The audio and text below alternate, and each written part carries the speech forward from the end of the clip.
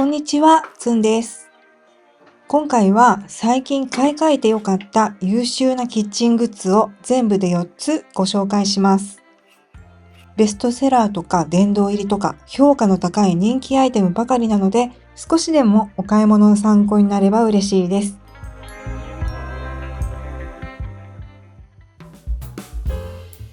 はい、まずはこちら。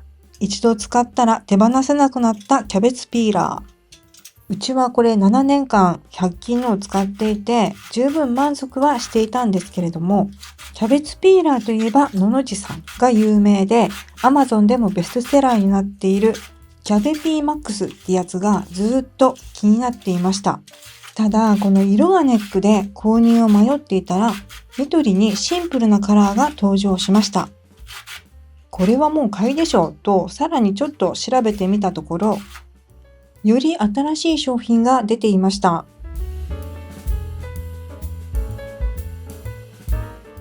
ネイキッドキャベツピーラーダブルという商品です。定価は1320円。お色もモノトーンカラーだったので、こちらを購入してみました。形はね、同じくのの字さんの大ヒット商品、キャベツピーラースーパーライトってやつによく似ているんですが、こちらは2枚刃仕様です。なみなみの形状のオリジナルの刃で、ふわふわ食感の千切りキャベツができるそうです。ちょっとね、キャベツの前に大根をスライスしてみました。2枚刃なので一度に2枚スライスできます。ちなみに、100均の方はこんな感じ。どちらも薄くスライスできていますが、比べるとね、やっぱりのの字さんの方が薄いですね。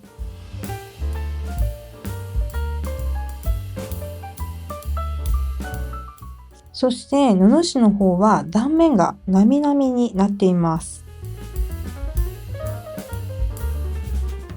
肝心な千切りキャベツの仕上がりはというと、100均の方はこんな感じで、のの字のネイキッドキャベツピーラーの方は、当然ですけど、100均よりね、やっぱりよく切れますね。で、よく切れるので、ものすごいね、軽いんですよ。サクサクスライスできました。はい。で、右側が100均で、左側がのの字さん。確かに細かくて、ふわふわな仕上がりです。とはいえね、100均のピーラーはもうこれ7年使っているので、確かにのの字さんのよりは太いんですけど、十分千切りできているし、100円で7年も使えたら優秀ですよね。もちろん、とんかつ屋さんのようなふわふわキャベツがお好みなら、のの字さんがおすすめです。そして私がこれ買って、もう一つ良かったなと思ったポイントは、めっちゃ早くできること。今これお話ししながら、のの字さんで10回スライスしてみました。はい、そして同じく100均の方でも10回スライスしてみます。ちょっとね、滑って空振りしていますが、10回でこのぐらいでした。比べてみるとその差は歴然。2枚刃は時短にもなりますね。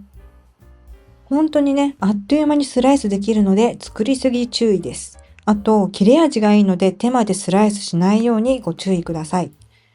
食洗機が使えないのは残念ですが、まあ今まで使っていた100均も食洗機 NG だったので私的には許容範囲。時短になる上にキャベツの千切りが簡単にグレードアップできたので、もっと早く買えばよかったなと思いました。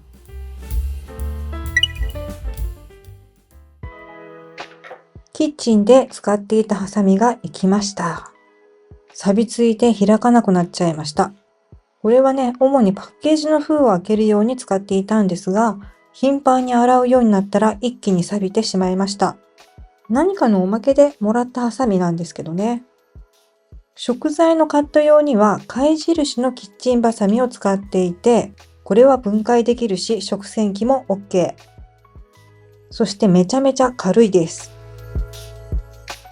ただ一つ私的に難点だなと思ったのは、小さいがゆえに大きく開くと外れちゃうんですよね。まあそこまでね、大きく開く機会は少ないし、気をつけて使っていれば問題はないんですが、食材が滑りにくいというこのカーブがかえって使いにくいなと思う時もあったりして、最近はあまり出番がありませんでした。まああくまで個人の好みによるところです。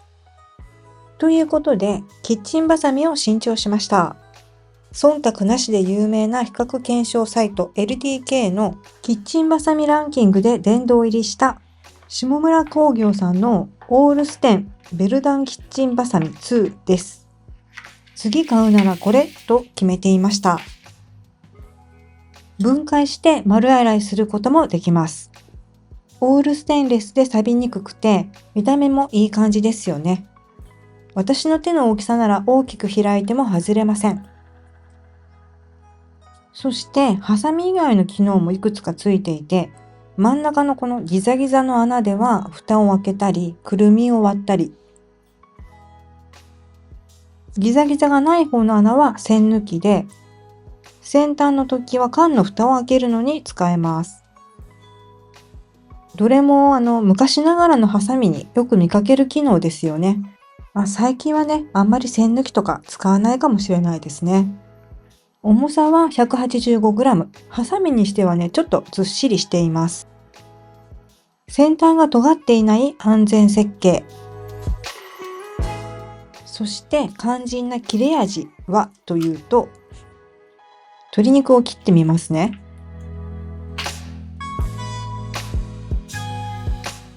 余計な油の部分もサクサク切れました。そして滑りやすいという皮も、ストレスなくスパスパ気持ちよく切れました。カニの殻とか手羽先とかも難なくカットできるみたいですよ。で、食洗機はですね、サイトによってカーって書いてあるところと手洗いと書いてあるところがあって、どっちが正解かよくわかんないんですが、私は自己責任で食洗機で洗ってしまっています。お値段はオープン価格なんですが、だいたいどこも2400円ぐらいでした。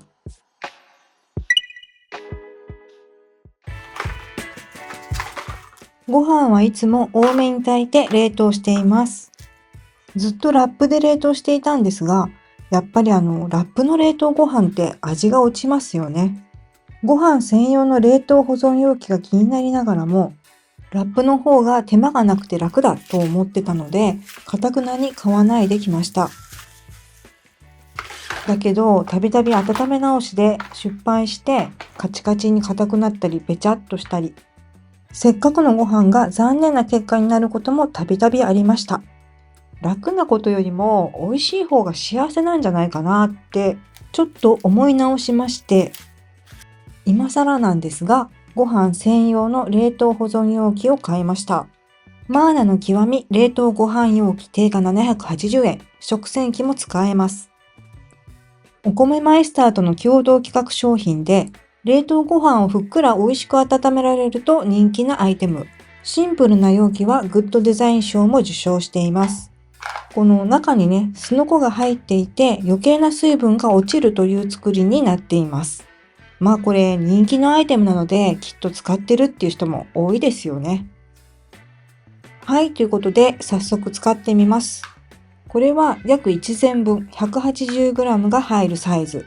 サイズ違いで小盛りの 100g とか大盛りの 250g もあります。使ってみて思ったんですけど、この容器によそう方がラップよりもね、アクションが少なくて楽でした。ラップの時はね、毎回この小分けにする作業っていうのが嫌いな家事の一つだったんですけど、容器にしてからはそんなに嫌じゃなくなりました。その代わり冷凍庫に入れるときはラップよりも場所を取りますが、こんな風に倒れてイラッとすることもないし、ついねこうぎゅうぎゅう押し込んでお米を潰すっていう心配もありません。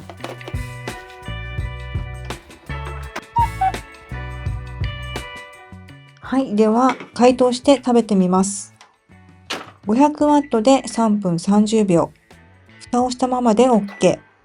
このね、蓋を開けたりずらしたりしなくていいっていうのは助かりますよね。あれ何気に面倒ですよね。ちなみに昨日ラップに包んだご飯はこんな感じ。少々団子状になってしまいました。そしてマーナの極み冷凍ご飯容器の方は、容器自体はね、手で持てる程度の厚さなんですけど、斜めにすると激アツな水分が落ちるのでご注意ください。団子状にはなっていませんね。ご覧の通り、粒立ちもよく美味しそうな仕上がりです。ちょっとね、最後の粒を拾うのが手間かなっていう感じはしました。はい、ということでいただいてみます。美味しかったです。当然ですけど、ラップ保存とはね、食感が違います。容器の底にはこんなに水分が落ちていました。実はね、最近ご飯の小分けが嫌すぎて、夫にお願いする時もあったんですが、夫もこっちの方が美味しいし楽と大絶賛でした。ということで、すっかり気に入って追加で購入。いやー、もっと早く買うべきでしたね。ちなみに、100均にもふっくらパック A という似たような商品があって、今回の動画で比較しようと思ってたんですが、3店舗探してどこも完売でした。やっぱりみんな冷凍保存したご飯を美味しく食べたいっていう気持ちは一緒ですよね。100均の方は食洗機は使えないんですが、美味しく温められると好評のようですよ。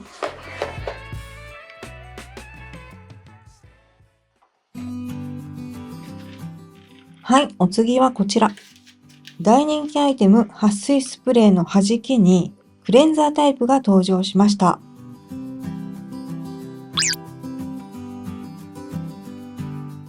パッケージには水垢一撃超撥水と頼もしいコピー。シンク、洗面台、洗面用具などに使えます。今までね、クレンザーで掃除した後に水垢対策として撥水スプレーを使っている方も多いんじゃないでしょうか。こちらは 60g で1000円前後。やや割高感はあるかなと思ったんですが、これなら磨く手間だけで撥水も同時にできます。ちなみにうちは100均の多目的クレンザーを愛用中。これ100円なのにめちゃめちゃ優秀なんですよね。以前他のクレンザーと比較した動画も上げているので、気になる方は概要欄からご覧ください。ということで今回はこの2つを比較してみたいと思います。まずはシンクの水分を拭き取ります。しばらくね、クレンザーの掃除をサボっていました。この動画は年末に撮影したんですが、汚れだか傷だかわからないけど汚いです。はい、まずは100均の多目的クレンザー。丸めたラップですくって、ゴシゴシこすります。黒くなるのはこのステンレスの表面がわずかに削れるからなんですね。はい、続きまして弾きのクレンザー。多目的クレンザーよりもねっとりとしたテクスチャーでした。柔らかめでよく伸びます。やっぱりこちらも黒くなりました。ステンレスの表面を研磨してるっていう証拠ですね。磨き終わったら軽くお湯で流します。この弾きクレンザーの方はねっとりベトベトしてお湯だけではなんか落ちなさそうな感じでしたが、食器用洗剤で洗うとねっとり感はすぐにさらっと落ちました。そして洗剤をお湯で洗い流したら、すでにめっちゃ弾いてました。ただ、多目的クレンザーで磨いた方も弾いてて、なんでって思ったんですが、多分、弾きクレンザーを落としたスポンジで、多目的クレンザーの方も落としたからだと思うんですよね。ちょっと塗っただけでもかなり撥水効果があるみたいです。ご覧の通り、弾きクレンザーが塗り広げられた箇所だけ見事に弾いていますよね。そして気になる汚れ落ちはというと、ちゃんと磨いたところだけ綺麗になっていました。よく見ると、わずかに多目的クレンザーの方が綺麗になっているような気がしないでもないですが、弾きの方も落ち具合は悪くないなと思いました。ということで、改めて弾きクレンザーで全体を掃除しました。こちらが掃除前のシンク。そしてこちらが掃除後のシンク。一皮むけたみたいに綺麗になったし、撥水効果もこの通り。もちろん洗面ボウルにもおすすめです。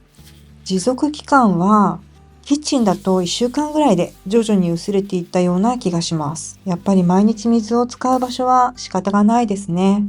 ただ、水洗はね、シンクよりもピカピカを長くキープすることができました。この弾きクレンザーは残念ながら鍋の底には使えないということらしいので、引き続き多目的クレンザーも愛用していきたいと思います。はい、今回の動画は以上です。最後までご視聴いただきありがとうございました。少しでも参考になりましたらチャンネル登録いただけると嬉しいです。それではまた次の動画でお会いしましょう。